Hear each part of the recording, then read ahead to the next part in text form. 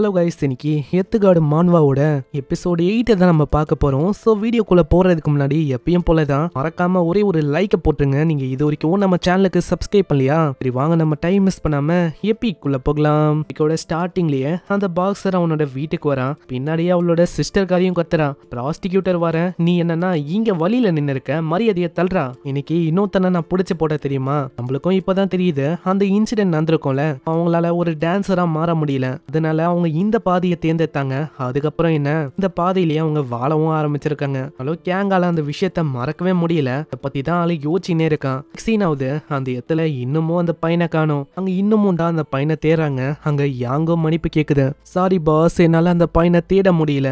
அதே மாதிரி எனக்கு ரொம்ப பசியா இருக்கு. பின்னாடி இருக்க எல்லாருமே நம்ம யாங்க பார்த்து தான் வித்தியாசமா யோசிக்கிறாங்க. இன்னும் ஏதாச்சும் ஒரு லிசாடா இல்ல வேற ஏதாச்சும் அது. ஆனா அதுக்குள்ள அந்த லீடர் பொண்ணு கிம், அவளை இவங்க பாக்குறாங்க. யாங்க பார்த்தோன்னே அப்படியே துள்ளி குதிக்கிறா. யாங்கு ஹாய் மா, யாங் சொன்ன விஷயம்லாம் உனக்கு புரிஞ்சதா? என்ன சொல்ல வரான்? நேத்து வந்து ஒருத்தங்களை கேட்டியே, அவனை பத்தி நீ கேக்குறியா? எனக்கு தெரிஞ்சு நீ கேட்ட அந்த பையனை எனக்கு தெரியும்னு நினைக்கிறேன். யாரு, நான் உன்னோட மாஸ்க கவர் பண்ணிட்டு யாரெல்லாம் மோசமான ஆளுங்க இருக்காங்களோ கூட சண்டை போடுவானே அவனை பத்தி தானே நீ கேக்குற? இது வேற யாரும் இல்ல, எல்ஜிமே தான். என்னது எல்ஜிமேவா? என்ன தெரியாதா? அது ஒரு ஃபேமஸான வார்த்தைப்பா. அது ஒரு ஷார்ட் ஃபார்ம் தான். அதாவது யாரெல்லாம் இந்த மாதிரி மோசமா இருக்காங்களோ உங்களை இந்த மாதிரி ஆளுங்க பயங்கரமா தாக்குவாங்க, தாக்கி மத்தவங்களை காப்பாத்துவாங்க. இதுதான் ஹில்ஜிமின்னு சொல்லுவாங்க. நீ எதுக்காக அந்த பையனை தேடணும்? நீ ஏதாச்சும் பண்ணியா என்ன? ஆனா அவளைக்கும் அவன் கண்டுக்காம முன்னாடி போகும்போதே சொல்றான். ஒரு வாட்டியும் அந்த பையன் தப்பிக்கிறான். ஆனா இந்த வாட்டி நான் தப்பிக்க விட போதில்ல. ஆனா அதுக்குள்ளேயே பின்னாடியே நம்ம கேங்கோட வாய்ஸ் அங்க கேட்கும். ஹேய், நீ வந்து ஸ்கூல்ல ஓரனுக்கு அப்புறம் இங்கேயே இரு, நானே உன்னை தேடி வரேன் இப்படின்னு சொல்ல சடனா அவன் அங்க முன்னாடி போக ஆரம்பிக்கிறான். அங்க சொன்னனாலேயே மூக்கும் இன்னமும் ஆர்வமாவுது. மா, உனக்கு என்ன அந்த பையனை நல்லா தெரியுமா என்ன? அப்படின்னும் சொல்லலாம். இதுக்கப்புறம் ஸ்கூல் ஸ்டார்ட் ஆகுது. நம்ம ஹீரோக்கு ரொம்ப ஆர்வமா இருக்கு. எந்த அளவுக்கு நர்வஸா இருக்கானா, என்னோட காலெல்லாம் பயங்கரமா ஷேக் ஆகுது. யாங்கு ஏதோ எத்துக்குவைக்கு வர மாதிரி ஃபீல் ஆகுது. அந்த அளவுக்கு இவன் நர்வஸா இருக்கான். இதே மாதிரி அங்க சாயந்தரமாவது ஸ்கூல்ல முடியுது. டைம்ல சொல்றான், என்ன பண்ணு, இவனை கொஞ்சம் நல்லா பாத்துக்கோ, நான் எனக்கு கொஞ்சம் வேலை இருக்கு. கேட்டவனே அவளுக்கு அவ்வளவு சந்தோஷம், அப்படியே வாங்கிக்கிறான். அங்க யாங்கியும் போட்டு அமுக்குன்னு அமுக்குறான். அந்த அளவுக்கு நான் விட்டா யாங்க அங்கேயே வாந்தி ஏத்துறோம் போல. அந்த பொண்ணு போனக்கு அப்புறம் திடீர்னு சடனா ஒரு கை வந்து, ஃபைனலி நான் உனக்காக தான் வெயிட் பண்ண, நீயே வந்துட்ட. ஆமா வெயிட் பண்ணதெல்லாம் போதும், என்ன ஆரம்பிக்கலாமா? அங்க மூக்கும் இதை பார்க்கும் போதே நல்லாவே புரியுது. கையில அந்த போடுற கிளவுஸ், இதுக்கு முன்னாடியே நம்ம ஹீரோ பெல்ட் அவனோட கையில கட்டியிருப்பால, அதே விதமான ஒரு ஸ்ட்ராட்டஜி தான். எனக்கு தெரியல இந்த மாதிரி எதுக்கு உனக்கு ஃபைட்டிங்னா அவ்வளவு பிடிச்சிருக்கு. உங்க மனசுலயே நம்ம மூவும் யோசிக்கிறான். எனக்கு ஃபைட்டிங் அது வந்து பிடிக்கும் சொல்ல முடியாது. ஃபைட்டிங்ல கிடைக்கிற அந்த அடி, அந்த வலி, அந்த நேரமோட அந்த துடிப்பு, இது எல்லாமே என்ன இன்னமும் ஆர்வமாக்குது. பாஸ்ட்ல பல காலத்துக்கு முன்னாடி இந்த மாதிரி எனக்கு ஃபீல் ஆச்சு. இப்போ எனக்கு திரும்பவும் அந்த விஷயம் ஃபீல் ஆகுது. அதனால நான் வந்து ரொம்ப கியூரியஸா இருக்கேன் உன் கூட ஃபைட் பண்ணணும்னு. உன்னோட எக்ஸ்பிரஷனை வச்சே சொல்ல முடியுது உனக்கு ஃபைட்டிங்னா எந்த அளவுக்கு விருப்பமா இருக்குன்னு. இந்தா இதை வந்து பொடி. ஆனா நம்ம கேங்கு வேணும்ட்டே அதை பிடிக்கல, ஏன்னா அப்போதான் சண்டையை ஆரம்பிக்க முடியும்ல. அது கையிலயும் வருது. என்ன வரியா ஃபைட்டுக்கு? என்ன கேள்வி இது? உனக்காக தான் நான் வெயிட் பண்ணேன். அவங்க செம்ம வேகமா ஒரு பஞ்ச் அடிக்கிறான். ஜஸ்ட் மிஸ்ல அங்க கேங்கும் தப்பிக்கிறான். கேங்கும் அடிக்கிற பஞ்ச்லயே நல்லாவே புரியுது நம்ம எந்த அளவுக்கு ரொம்ப ஆர்வமா இருக்கான்னு. இதனாலேயே அவனோட மனசுலயே யோசிக்கிறான், ஃபர்ஸ்ட் என்னோட பாடியை காமாக்கணும், ஸ்டிஃபா வச்சுக்கணும், ஏன்னா அப்பதான் அசால்ட்டா அவன் கூட என்னால போட்டி போட முடியும். அங்க ஒரு பாக்ஸரு, அதனால தான் ஆள் இப்படி யோசிக்கிறானே. திரும்பவும் அடிக்க வருவானா, அங்க கரெக்டான ஓப்பனிங் கிடைக்கும். ஒரு வாய்ப்பா வச்சு மூஞ்சிலே ஒரு பயங்கரமான அடியை கொடுக்கறான். அங்க ஒண்டி நிக்காம ரைட் லெஃப்ட்னு திரும்பவும் தாக்குறான். அங்க இது ரொம்ப வாட்டமா இருந்திருக்கும். இதே மாதிரி இன்னமும் ரொட்டேஷனல் மூவ் எல்லாத்தையும் அவன் ட்ரை பண்றான். இதுவும் பயங்கரமா நம்ம லீ மேல ஒர்க் ஆகுது. பரவாயில்ல, இது வந்து ரொம்ப ஃபன்னா இருக்கு, ஏன்னா இதுதான் பாக்ஸிங். என்னதான் இத்தனை அடியை வாங்கினாலும் நம்ம ஹீரோக்கு இன்னமும் இது ஜாலியா தான் இருக்கு. நிறைய அடி எனக்கு இவன் கொடுக்கறான், அதனால எனக்கு இன்னமும் ஃபன்னா இருக்கு. நான் ஃபைட் பண்ணணும், இவன் கூட ஃபைட் பண்ணணும். நெக்ஸ்ட் சீன்ல ரெட் கலர் ஹேரோட இருக்கிற ஒரு பையனை காட்டுறாங்க. ஆளும் அங்க குரட்டை விட்டு தூங்கின்னு இருக்கான். உடனே அவனுக்கு அலாரம் அடிக்கும். அங்க டைமும் ஆயிடுச்சு. சரி நான் லேட் ஆயிட்டம் போலியே. அங்க பக்கத்திலேயே ஒரு நோட்ஸ் வந்திருக்கும். எல்லாருமே இவனை பயங்கரமா கலாய்க்கிறாங்க. எப்ப பார்த்தாலும் வந்தவனே தூங்குறது தான் இவனோட வேலையே. அதனாலேயே இவனை தூங்க முடிஞ்சாதான் எல்லாருமே பாப்பாங்களே. அது எதையுமே கண்டுக்காம டைம் ஆகுதுன்னு இவன் ஒரு இடத்துக்கு ஓடி போறான். அந்த இடத்துல போகும்போதே ஒரு 2 பேரோட நிழலு சண்டை போடுற மாதிரி இவனுக்கு தெரியும். வேற யாரும் இல்ல, ஆப்வியஸா நம்ம கேங்கும் மூவும் தான். அங்க மூவ அவன் பயங்கரமா தாக்குறான். கட்டத்துல கரெக்டான வாய்ப்பு கிடைக்கும் போது கேங் அவனோட வயிற்றுலயே அடிக்கிறான். அங்க காலை வச்சு திரும்ப முகத்திலையும் தாக்குறான். ஆமா, நீ என்ன பண்ணிருக்க?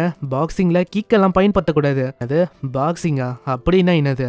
எனக்கு வந்து அதெல்லாம் தெரியாது, இதுதான் என்னோட ஃபைட்டிங் ஸ்டைலு. திரும்ப ஒரு பயங்கரமான கிக் அவனோட மூஞ்சிலே அடிக்கிறான். பாக்குறான். கேங்கால இன்னமும் அங்க நம்ப முடியல. இப்படி இந்த மாதிரி ஒரு வீக்கான பையனால திடீர்னு ஹெவியான கிக் எல்லாம் கொடுக்க முடியும். இதே மாதிரி ஃபைனலா தாக்கி அவனோட காலையே அவன் தாக்க போவான். இது பாடியோட ரொம்ப வீக்கான பகுதி. அங்க ஒண்டி தாக்கிட்டா அவ்வளவுதான், கேங்கோட கதையே காலி. அங்க அவன் தோத்து போன மாதிரி ஆயிடும். அதனால எப்படியாச்சும் அவன் தப்பிக்கலாம் ட்ரை பண்றான். அந்த அட்டாக்கோ பத்து தாலும் அங்க எதுவுமே ஆகல. பின்னாடி வந்து சொல்றான், அட அந்த மேஜிக் கார்பன் நான் கன்சியூம் பண்ணல, இது வந்து முஞ்சிச்சுன்னு நினைக்கிறேன், உன்னோட பாடி என்ஹான்ஸ்மெண்ட்டும் முஞ்சி போயிடுச்சுன்னு நினைக்கிறேன். ஹேய் நீ என்ன பண்ண இருக்க, இந்த மாதிரி உன்னோட ஸ்ட்ரென்த் நீ இழந்துட்டியோ அப்படின்னு அவன் விளையாட்டுத்தனமா கேட்கிறான். ஆனா அதுதான் உண்மையே. நம்ம மூவோ அங்க எதுவுமே தெரியாம அங்க நடிக்க ஆரம்பிக்கிறான். அப்படியெல்லாம் ஒண்ணும் இல்லைன்னு. இந்த மாதிரி அவங்க மாத்தி மாத்தி கொடூரமா சிரிக்கிறாங்க. இத பாக்குற அந்த பையனுக்கு கடுப்பா இருக்கு. இந்த மாதிரி ஆளுங்களை பார்த்தாலே அவனுக்கு சுத்தமா பிடிக்கல. இதனாலேயே ஆளு அங்கிருந்து போக ஆரம்பிக்கிறான். இந்த சைடு நம்ம கேங்க்கு நல்லாவே புரிஞ்சிருக்கும் இங்க ஏதோ ஒண்ணு சரியில்லைன்னு. அதனால ஆளு டைரக்டா அங்க தாக்குறதுக்கு போயிடான். மூவும் ஏதாச்சும் பண்ணுன்னு சொல்லி அவனோட காலை தூக்குறான். ஏன்னா காலு தான் ரொம்ப ஸ்ட்ராங்கான ஒரு பகுதி. அங்க பட்டாலும் அவளைக்கும் அங்க எதுவுமே ஆகாது. அவன் நஞ்ச மாதிரி இல்ல, அவனோட கால பட்டோனே ஆளு 90 டிகிரிக்கு அந்த பக்கம் போகுது. இங்க ஒண்டி கேங்க நித்தாம நம்ம மூவோட மூஞ்சிலே ஒரு பஞ்ச் அடிக்கிறான். அதனால மூ செவிலே போய் விடுறான். தெரிஞ்சு இதே மாதிரி போச்சுன்னா என்னால இவன் கிட்ட ஜெயிக்க முடியாது.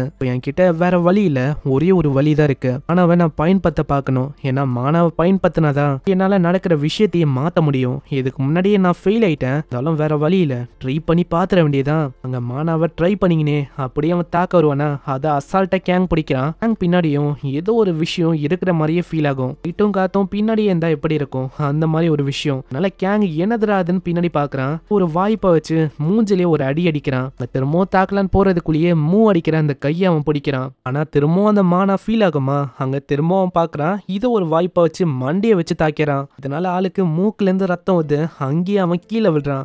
என்னோட மாணவ நான் கொஞ்சம் கேதர் பண்ண, இது மூலமா இது ஒர்க்கும் ஆயிடுச்சு. இது வரைக்கும் என்னோட மாணவ ஒரு இடத்துல என்னால பயன்படுத்த முடியல. ஆனா இப்போ ஏதோ அந்த மாணவ ஏதோ பண்ணி ரியாக்ட் பண்ண வச்சுட்டேன். அந்த மானா மூலமா தான் இங்க இருக்கிற டஸ்ட், விண்டு, அந்த லைட்டு எல்லாத்தையுமே நான் ரியாக்ட் பண்ண வச்சேன். அப்படிதான் இது ரியாக்டும் ஆச்சு. முக்கியமா இந்த இடத்துல மானா இல்ல. அப்படி மானா இல்லாத போது இந்த இடத்துல உங்களோட மானாவை நீங்க பயன்படுத்த பாத்தீங்கன்னா அது ஒரு வகையில காத்து மாதிரியும் லைட் மாதிரியும் உங்களுக்கு ஃபீல் ஆகும். இந்த விஷயம் தான் இப்ப ஆச்சு. அதே மாதிரி இவனை தோக்கடிச்சிட்டேன். ரொம்ப இன்ட்ரெஸ்டிங்கான ஒன்னதான் இருந்தான். ஃபைனலி என்னோட அந்த மார்க்கையும் நான் கொடுக்க போறேன். ஆனா அதுக்குள்ள மூஞ்சிலே கையை வச்சுட்டு அப்படியே அவன் நித்தேறான். எனக்கு தெரியும் இதுக்கு முன்னாடியே லூசு மாதிரி சில பல வேலையை அவன் பண்ணான். அதுதான் பண்ண போறான்னு நினைக்கிறேன். இருந்தாலும் நான் வந்து தோல்வியை ஒத்துக்க போதில்ல. இல்லி நம்ம வந்து அப்புறமா சந்திக்கலாம். இந்த மாதிரி நான் இப்போ சண்டை போட விரும்பல, உன்னை நான் அப்புறமா பாக்குறேன் இப்படின்னு அவன் போயிடுறான். இந்த மாதிரி என்னோட மார்க் அவனுக்கு கொடுக்கலான்னு நினைச்சேன். நான் முடியாது போலியே. சீன்ல நம்ம யாங்க காட்டுறாங்க. யாங்குக்கு ஒரு பெரிய பேகாவை குத்து வச்சிருக்கா. ரொம்ப ஹெவியா இருக்கு. இருந்தாலும் நான் எப்படியாச்சும் இதை கொண்டு போயிடுவேன். ஏய் இதே மாதிரி வேற ஏதாச்சும் வேணும்னா கண்டிப்பா சொல்லு. புரியுது. யாங்க போகும்போதே கேங்க அவன் பாக்குறான். இவன் நேத்து வந்து அதே பையன் தானே, பயங்கரமா அடிச்சுட்டுல போனா. இந்த வாட்டி நான் ஒன்னும் போன வாட்டி ஆன மாதிரி விட போதில்ல. அவனோட மூஞ்சிலே மாஸ்டர் தாக்குற மாதிரியே தாக்க போறேன். கேங்கும் ஒரு மாதிரி கேரா இருக்குமா. அந்த டைம்ல யாங் மூஞ்சிலே தாவுது. அங்க பார்த்தோன்னே ஏதோ ஒரு மிருகம் நினைச்சு பயங்கரமா தாக்கிறான். ஒரு பாக்ஸரோட ரியாக்ஷன் டைம் அது ரொம்ப அதிகம். அதனால அப்படியே விட்டுறான். ஆமா என்ன அது என்ன நாயா. கட்டத்துல திரும்பவும் மயங்க போற மாதிரி ஆகுறான். இதனால அவளைக்கும் கண்டுக்காம அங்க அப்படியே விட்டு போயிடறான். அங்க யாங் கிட்ட வேற யாரோ வராங்க. அது நம்ம மூதான். சீன்லயே நம்ம மூவும் புது ட்ரெஸ் போட்டுன்னு வேற ஒரு இடத்துக்கு போயின்னு இருக்கான். மாஸ்டர் என்ன ஆச்சு, உங்களுக்கு வந்து இந்த ட்ரெஸ் பிடிச்சிருக்கா? நான் உங்களுக்காக நான் இதை கூட பண்ண மாட்டேனா? என்னோட ட்ரைனிங் இது வந்து பே ஆஃப் ஆயிடுச்சுன்னு நினைக்கிறேன். நான் என்னோட அசிஸ்டன்ட் வழியா நான் இதை உங்களுக்கு கொண்டு வந்தேன். அதே மாதிரி இந்த பேக் இது இருக்கும் போது நான் அவளைக்கும் கவலையும் பட வேணாம். உங்க மேலேயும் நான் ஏற தேவையில்ல, உங்களோட காலையும் நான் பிடிக்க தேவையில்ல. இதுக்குள்ளேயே அழகா ஒழிஞ்சிக்க முடியும். போகும்போதே நம்ம கேங் அவங்க பின்னாடியே கூப்பிடுறான். ஆமா ஏன்டா சாட்டர்டே எப்போ ஸ்கூல் யூனிஃபார்மா போட்டு இருக்க? என்னது சாட்டர்டேவா? இவனுக்கு என்னதான் ஆச்சு? இவன் ஒரு மாதிரி வியர்டா தான் இருக்கான். நான் நம்ம மூவோட மூஞ்சி ஃபைட்டிங் அப்போ ஒரு விதமா மாறும். அதனாலயே அங்க மூ கிட்ட கேங் கேக்குறான். அம்மா நீ வந்து என் கூட வெளியில வர்றதுக்கு தயாரா இருக்கியா? எனக்கு வேணும்னா நம்ம 2 பேரும் வெளியில போலாம். கண்டிப்பா போரிங்கா இருக்காது. இதை கேட்டோனே ஃபைட் பண்றதுக்கு தான் இவன் வர சொல்றான்னு நினைச்சு அவன் ஒத்துக்கிறான். நீ உண்மையிலேயே ஒரு நல்ல பர்சனா இருக்க. சரி நான் ஒரு கிரேட்டான இடத்துக்கு போக விரும்புறேன். அங்க நம்ம ஃபைட்ட ஆரம்பிக்கலாம். அப்படி பைத்தியக்காரா, நான் ஒன்னும் ஃபைட் பண்றதெல்லாம் மீன் பண்ணல. பின்னாடியே நம்ம யாங்கா பயங்கரமா கடுப்பா இருக்கு. இவன் நல்லவன் மாதிரி நடிக்கிறான். எனக்கு தெரியும் அவன் மாஸ்டரை ஏமாத்துறதுக்கு பாக்குறான்னு நினைக்கிறான். ஆனா என்ன 2 வாட்டி அவன் தோக்கடிச்சிட்டான்ல, இந்த வாட்டி அவனுக்கு நான் யாருன்னு காட்டாம விட மாட்டேன் இப்படின்னு ஒரு கோவத்தோட இருக்கு. இங்கே இந்த எபிசோட முடியுது. பார்க்கலாம் என்ன ஆகுதுன்னு. ஏன்னா இதுக்கப்புறம் தான் இன்னமும் வேற லெவல்ல போகும். ஸோ மறக்காம கீழே ஒரே ஒரு லைக்கை போட்டுருங்க. இது வரைக்கும் நீங்க நம்ம சேனலுக்கு சப்ஸ்கிரைப் பண்ணலையா? சப்ஸ்கிரைப் பண்ணிக்கோங்க. நான் உங்களை நெக்ஸ்ட் எபிசோட்ல சந்திக்கிறேன். தேங்க்யூ ஃபார் வாட்சிங். சைனரா.